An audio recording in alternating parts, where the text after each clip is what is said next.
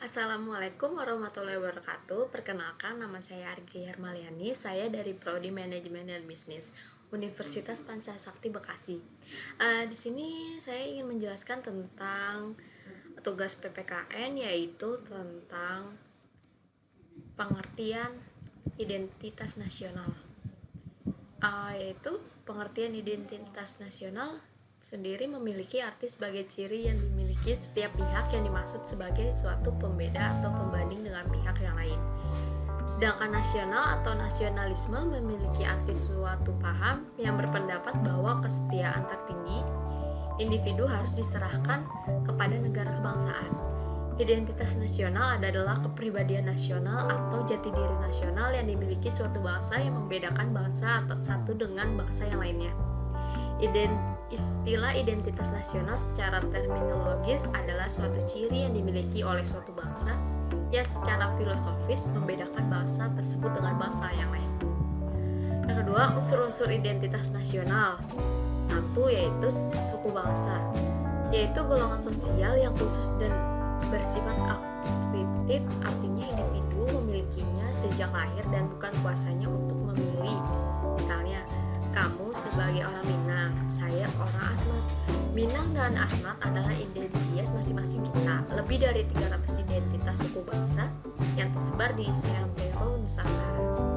Yang kedua, agama, yaitu golongan sosial yang klarifikasinya berdasarkan agama atau aliran kepercayaan. Individu sejak lahir biasanya sudah berafiliasi ke salah satu agama. Pertama-tama, atas arahan orang tua yang punya hak prerogatif menentukan apa agama anaknya.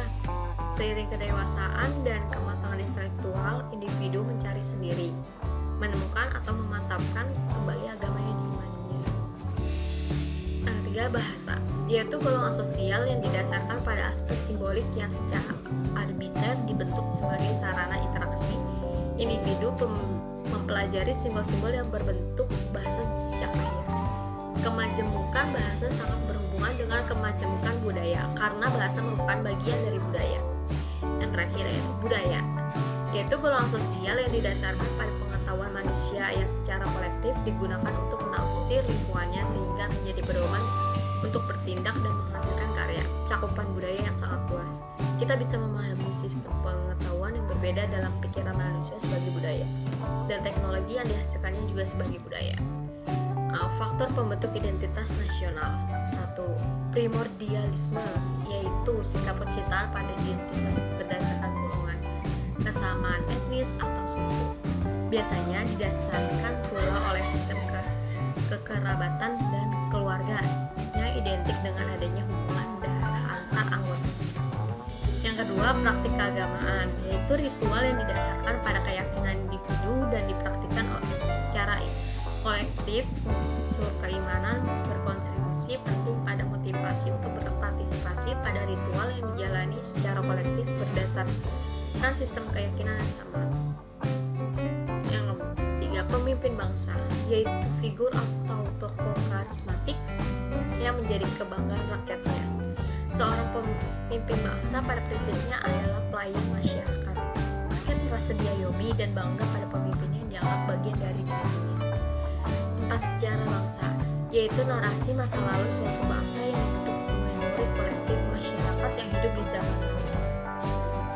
Kesamaan asal-usul atau nenek moyang juga bagian dari sejarah yang dapat dibentuk solidaritas dan identitas kolektif.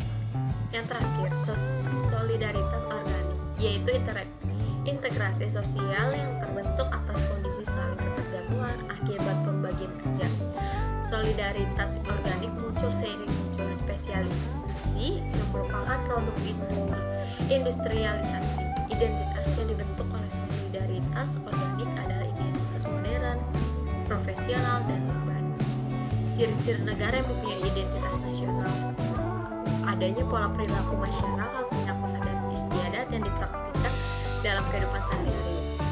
Adanya lambang-lambang yang secara simbolik mendeskripsikan visi, tujuan, dan fungsi didirikan negara. Adanya alat kelengkapan yang dimiliki negara untuk melayani kebutuhan masyarakatnya, seperti tempat ibadah, infrastruktur, teknologi, komunikasi, dan sebagainya.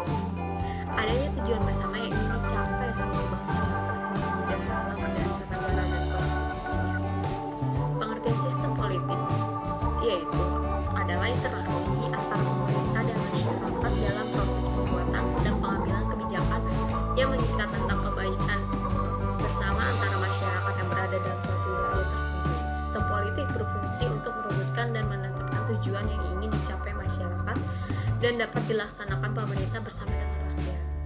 Untuk membuat sistem politik diperlukan unsur-unsur yang merupakan pembentukan pola. Pola ini berasal dari banyak hal, diantaranya budaya, lingkungan, masyarakat, kondisi sosial, dan hukum.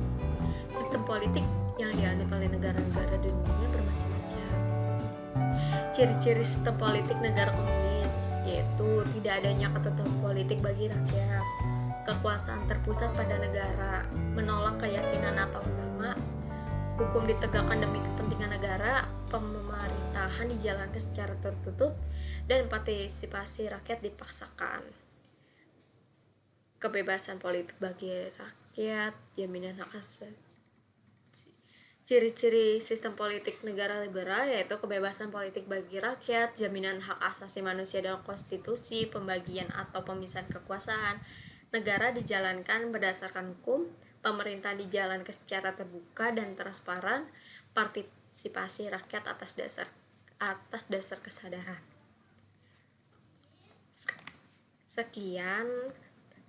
Sekian dari tugas yang saya sudah jelaskan. Apabila ada kekurangan mohon dimaafkan. Wabillahi taufiq wal hidayah. Wassalamualaikum warahmatullahi wabarakatuh.